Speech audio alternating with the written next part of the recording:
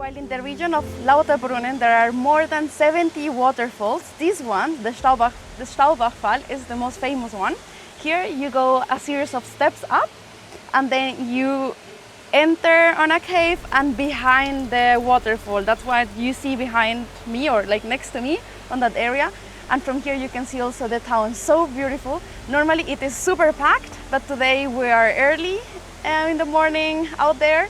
So we are evading the crowds right now.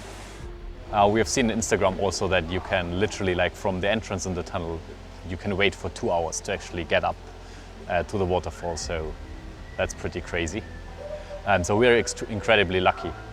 And Lauterbrunnen, this area is quite famous for a few reasons. One is that J.R.R. Tolkien, before he wrote, or while he wrote The Lord of the Rings, visited this area.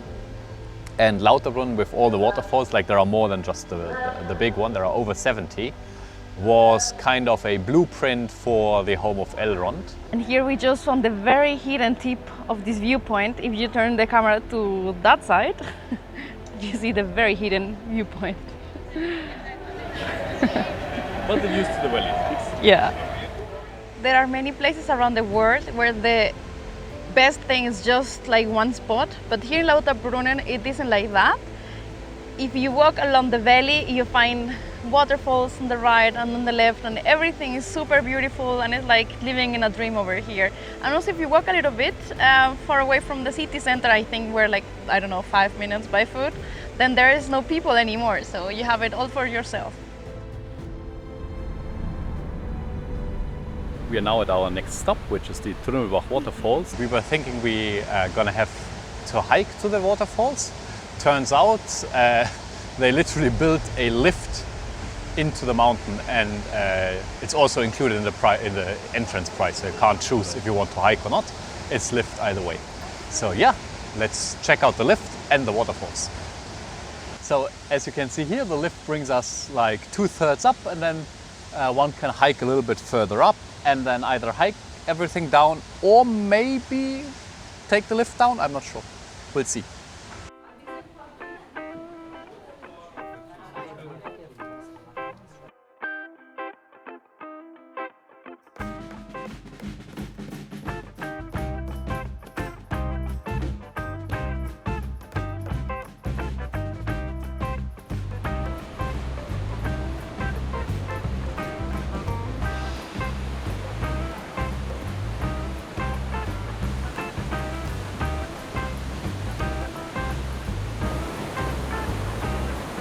Despite the elevator, there is a lot of steps, but this place is nothing short of absolutely stunning. It's really, really beautiful.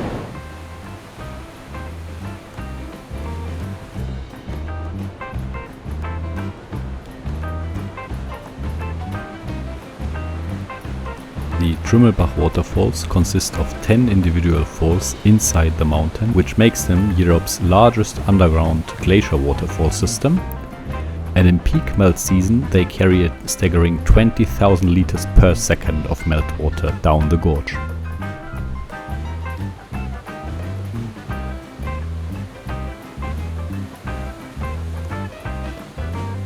We arrived in Stechelberg, which is the last small town where you can actually go with your car. From here on, it's either public transport, or I think if you have booked accommodation, you can go further as well.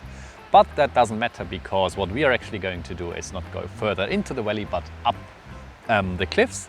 There are also villages up on the cliffs, and the only way of public transportation to get there is either by cable car or by a special train.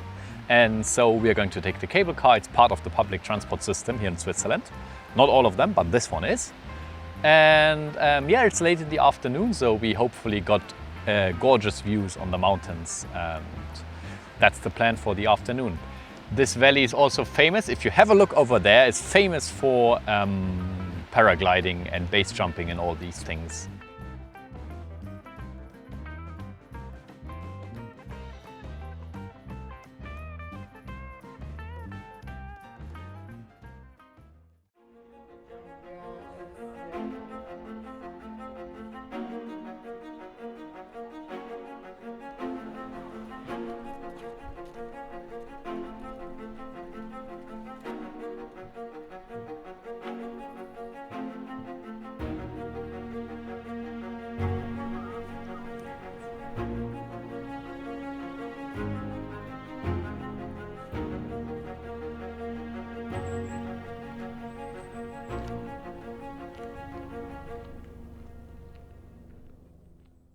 Murren is a beautiful town, super cute, with this amazing view of the mountains in the back. We are right now a little bit higher up from the town in a really easy hiking trail. And from here we will enjoy the sunset, we will do our picnic and end the day.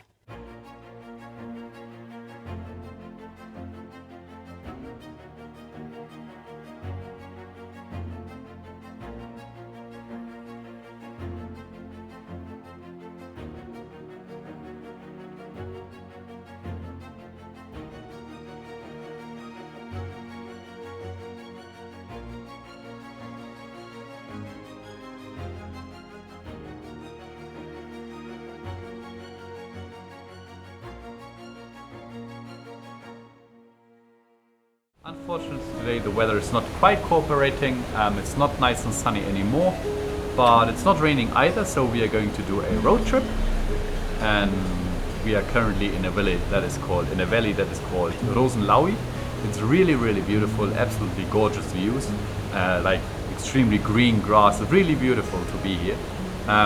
We thought it was more touristic, we haven't seen a lot of people to be honest until now. And one of the things that is here as well is this old sawing construct. There's a river close by, so it's one of the they used to cut wood here, and it was solely constructed to build a hotel close by. The hotel unfortunately burned down. There were two in this valley, one still exists, the other one burned down already, but they built this here just for that purpose.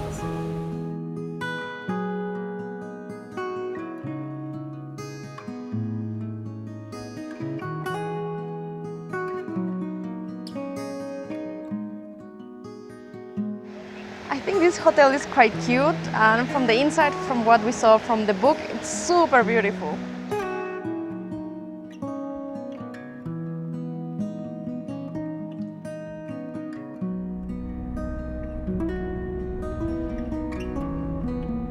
What you can see behind me is the very famous Barn, which brings you up through a quite steep slope into the mountains.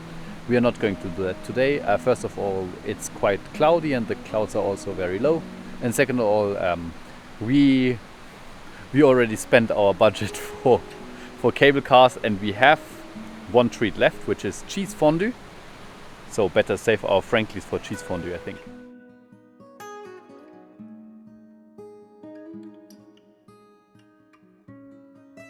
From the many glaciers we have seen along the way, there are also pictures where they show how it used to be like 20, 40, 60 years ago. And the glaciers were huge and coming down until the end. And now they are far away up, and probably they won't be existing anymore in a few years, which is so sad because it makes so much of the landscape, and of course for the nature, it's a catastrophe. We couldn't leave Switzerland without trying one of the most iconic food they have, of course. And this is fondue. We're having right now tomato fondue and champignon fondue. And today is perfect because the weather is bad and we're getting a little bit warm. We're eating it. So we have some potatoes, we have some bread, and cheese on top of it. Yummy. Spectacular. Thanks for watching. If you liked the video, give it a thumbs up and hit the subscribe button below. And leave us a comment. We would like to hear your opinions and thoughts.